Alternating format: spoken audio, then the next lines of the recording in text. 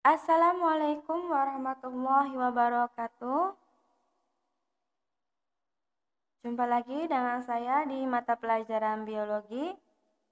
Semoga kita selalu dalam lindungannya dan diberikan kesehatan sehingga kita bisa menonton video ini. Oke, materi yang akan kita bahas kali ini tentang pertumbuhan dan perkembangan tumbuhan. Coba perhatikan gambar di bawah ini. Nah, ini gambarnya.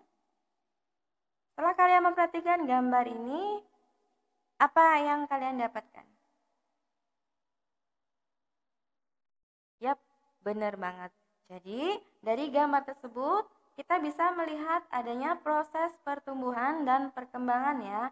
Itu dari biji, kecambah, tumbuhan muda, tumbuhan dewasa, dan akhirnya berbunga dan berbuah.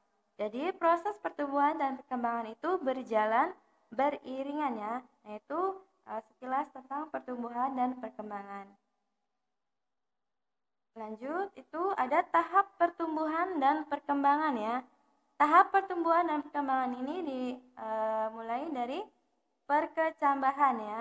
Nah, perkecambahan ini ditandai dengan adanya munculnya planula. Planula ini tanaman kecil dari dalam biji ya.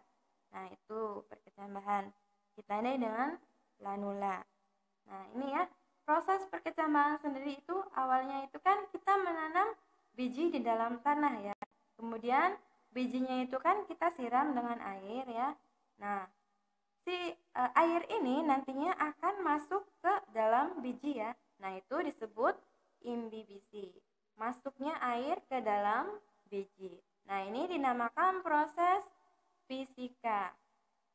Dengan adanya masuknya air ke dalam biji tadi, mengakibatkan biji itu kan mengembang ya. Kemudian kulit biji juga akan pecah kan itu. Nah, air yang tadi yang ada di dalam biji itu mengaktifkan embrio untuk melepaskan hormon giberelin ya. Nah, ini. Nah, hormon giberelin ini salah satu perannya itu ada di proses perkecambahan. Nah, si hormon giberelin ini mengaktifkan enzim hidrolisis ya, kayak protease, lipase, amilase kayak gitu. Nah, enzim hidrolisis ini nanti akan menghidrolisis atau memecah cadangan makanan yang ada di kotiledon dan endosperma ya. Jadi dipecah tuh cadangan makanannya. Yang nantinya akan menghasilkan energi kan. Nah, energi ini nanti akan membuat si biji itu menjadi kecambah, menjadi kecambah. Nah, itu dinamakan proses kimia. Nah, itu ya proses perkecambahan. Macam perkecambahan. Nah, yang pertama itu ada perkecambahan hipogel ya. Nah, perkecambahan hipogel itu ditandai dengan kotiledonya itu tetap berada di dalam tanah ya. Itu coba perhatikan gambarnya. Nah, itu ya yang namanya kotiledon ya. Di baris kedua itu. Yang ditunjukkan si kotiledonnya itu tetap berada di dalam tanah ya. Nah, contoh tumbuhannya itu ada Oryza sativa, Zeamys, Pisum sativum. Sudah tahu kan ini nama latin dari apa saja kan ya? Sudah dong. Oke. Kemudian ada perkecambahan epigel. Nah, perkecambahan epigel ini ditandai dengan si kotiledonya itu berada di atas tanah ya, atau terangkat ke permukaan tanah. Nah, itu epigel. Nah, itu ya yang namanya kotiledon. Bisa dilihat di gambarnya yang ditunjukkan itu dari 4 ya, 1, 2, 3, 4. Nah, itu kotiledonnya. Nah, tumbuhan atau tanamannya itu contohnya ada Arachis hypogea, Vigna radiata, dan Glycine max. Nah, sudah bisa membedakan kan antara hipogel dan epigel? Gini, gampangnya gini, huruf H sama huruf E itu kan duluan huruf E ya, terus huruf H. Jadi gini, kalau E itu kan di atas huruf H ya, berarti E itu kotiledonya itu berada di atas, berada di permukaan tanah. Kalau H itu kan berarti di bawah. Nah, berarti kotiledonya itu tetap berada di dalam tanah. Nah, itu ya untuk mengingat-ingat apa sih perbedaan antara hipogel dan epigel.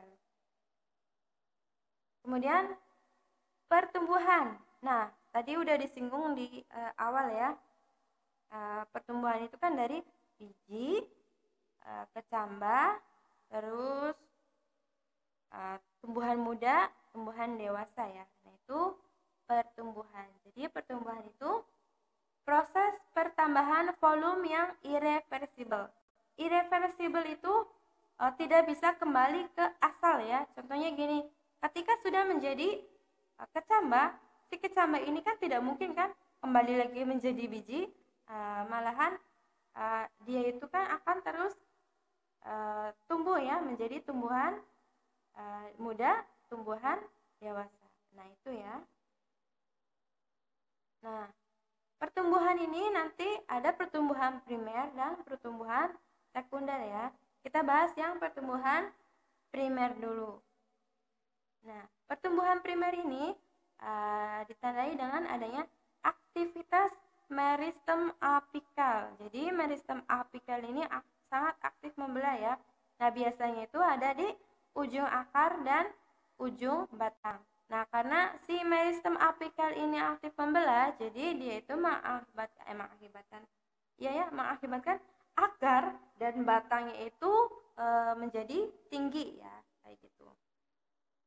Nah, ini gambar dari akar. Ada daerah pembelahan, daerah pemanjangan atau elongasi ya, daerah diferensiasi. Nah, daerah diferensiasi ini daerah kedewasaannya. Jadi nanti akan muncul si daun, akan muncul cabang ya, kayak gitu. Nah, kemudian kita ke pertumbuhan sekunder.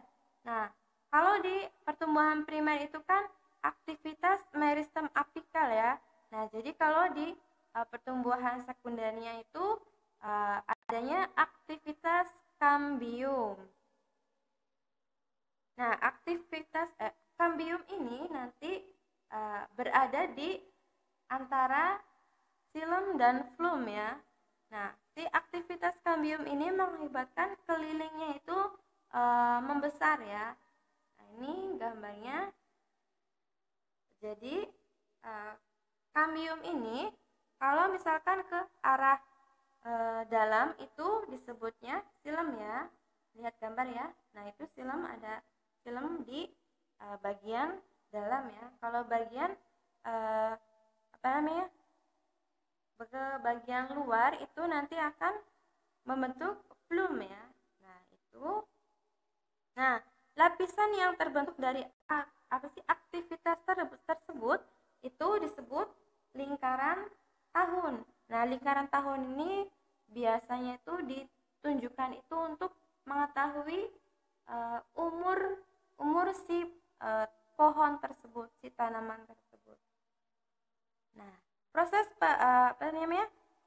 lingkaran tahun itu dipengaruhi oleh musim ya. Jadi kalau misalkan musim hujan, lingkaran yang tumbuh akan lebih tebal daripada lapisan yang terbentuk pada saat kemarau. Nah, saat musim hujan, air yang diserapnya itu kan air yang diserap tumbuhan itu kan meningkat ya, dan pertumbuhan xilem-nya juga lebih cepat kayak gitu ya. Kalau di musim kemarau, air yang diserapnya itu jauh berkurang ya, yang mengakibatkan xilem sekunder itu yang terbentuk lebih kecil dan berwarna lebih gelap karena sel-sel yang padat dan kering akibat kekurangan air. Nah, kayak gitu ya. Nah, di pertumbuhan sekunder ini hanya terdapat di tumbuhan dikotil dan gimnosperma ya, karena dia itu si tumbuhan dikotil dan gimnosperma itu memiliki kambium ya. Kalau di monokotil dia itu tidak memiliki kambium ya. Nah, monokotil itu kan contohnya jagung ya. Jagung kalau misalkan udah tumbuh, kan dia itu tidak bisa kelilingnya itu tidak membesar kan kayak gitu karena tidak adanya kambium di dalamnya. Nah, itu proses pertumbuhan. Lanjut ke faktor pertumbuhan dan perkembangan ya. Jadi faktor pertumbuhan dan perkembangan ini ada dua ya. Faktornya itu ada dari luar dan dari dalam ya. Kita bahas yang faktor dari luarnya dulu ya, atau faktor eksternal. Nah, ini faktor eksternal ini yang pertama itu dari makanan ya. Nah, makanan tumbuhan itu berupa karbon dioksida, air, dan unsur hara lainnya ya. Jadi, si makanan ini nanti sebagai sumber energi dan sumber materi untuk menyintesis berbagai komponen sel. Yang kedua itu ada air ya. Air ini nanti sebagai untuk digunakan proses fotosintesis, mengaktifkan reaksi enzimatik, menjaga kelembaban, membantu perkecambahan biji. Tadi ya di awal di perkecambahan air itu yang masuk itu nanti kan akan mengaktifkan hormon ghrelin ya itu. Kemudian ada yang namanya suhu. Nah, suhu ini untuk tumbuh dan berkembang dengan baik ya. Nah, suhu ini berkaitan dengan kerja enzim ya. Jadi kalau misalkan di suhu optimal itu kan kerja enzim itu bagus ya. Kayak gitu. Nah, kalau misalkan suhunya itu tinggi atau 50 derajat Celcius berarti enzim itu akan rusak ya, kayak gitu. Jadi suhu optimal kerja enzim itu antara 30 sampai 40 derajat Celcius. Masuk ke berikutnya itu ada kelembaban. Nah, kelembaban ini untuk mendukung aktivitas pemanjangan sel. Kemudian ada cahaya matahari. Nah, cahaya matahari ini untuk menghambat pertumbuhan meninggi ya. Nah, pertumbuhan meninggi ini contohnya gini. Ketika kita meneliti tumbuhan yang diletakkan di tempat gelap dan di tempat terang ya. Nah, di tempat gelap itu pertumbuhannya lebih cepat dari di tempat terang. Nah, itu karena adanya hormon auksinya itu aktif ya. Hormon auksinya itu di tempat gelap itu tidak rusak ya, gitu. Nah, itu dinamakan etiolasi ya. Etiolasi itu tadi ya, pertumbuhannya itu lebih cepat di tempat gelap. Kemudian ada merangsang pembungaan, yaitu hormon fitokrom ya. Terus untuk fotosintesis. Faktor internalnya itu ada gen. Gen itu pembawa sifat ya. Jadi si anak ini mewarisi rambut dari ayahnya. Kemudian mata dari ibunya. Nah, itu ya. Nanti gen ini akan kita bahas di semester berikutnya ya. Kemudian ada hormon ya.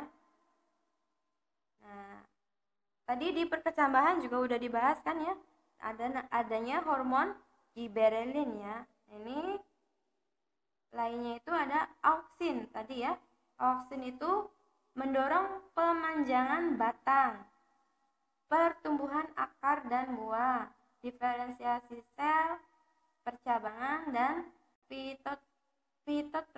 Allahu Akbar. Allahu Akbar. Ini kenapa ini? Fitotropisme ya, kayak gitu. Nah, tempat produksinya itu ada di embrio biji, meristem batang, dan daun-daunan. Kemudian ada sitokinin. Sitokinin ini mempengaruhi pertumbuhan akar dan diferensiasi akar, mendorong pembelahan dan pertumbuhan sel dan perkecambahan.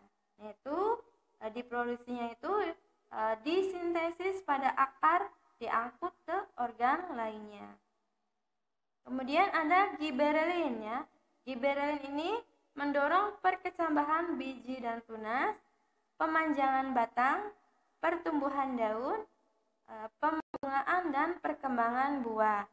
Diproduksi dalam meristem batang, meristem akar, dan daun. Kemudian ada asam abisat ya. Asam abisat ini menghambat pertumbuhan, menutup stomata selama kekurangan air, menunda pertumbuhan atau dormansi ya. Disintesis pada daun, batang, buah, dan biji.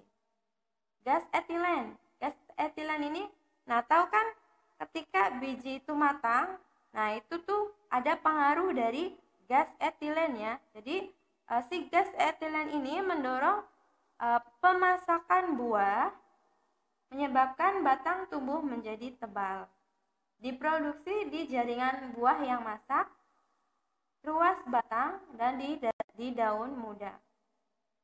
Kemudian ada asam traumalin. Nah, ketika si tanaman atau tumbuhan ini mengalami luka, nah si asam traumalin ini nanti akan bekerja memperbaiki kerusakan tersebut ya. Nah, tempatnya itu ada di jaringan yang luka. Kemudian ada hormon kalin. Nah, hormon kalin ini ada yang namanya rizokalin. Itu untuk memacu pertumbuhan akar. Kaulokalin itu ada memacu pertumbuhan batang. Terus ada filokalin itu memacu pertumbuhan daun. Antokalin untuk memacu pertumbuhan bunga. Terima kasih telah menonton video ini. Semoga video ini bermanfaat untuk yang membutuhkannya dan semoga dapat dimengerti. Kalau misalkan ada kesalahan mohon diperbaiki ya, komen di bawah. Komen di bawah. Oke, terima kasih atas perhatiannya. Bila taufik walhidayah. Wassalamualaikum warahmatullahi wabarakatuh.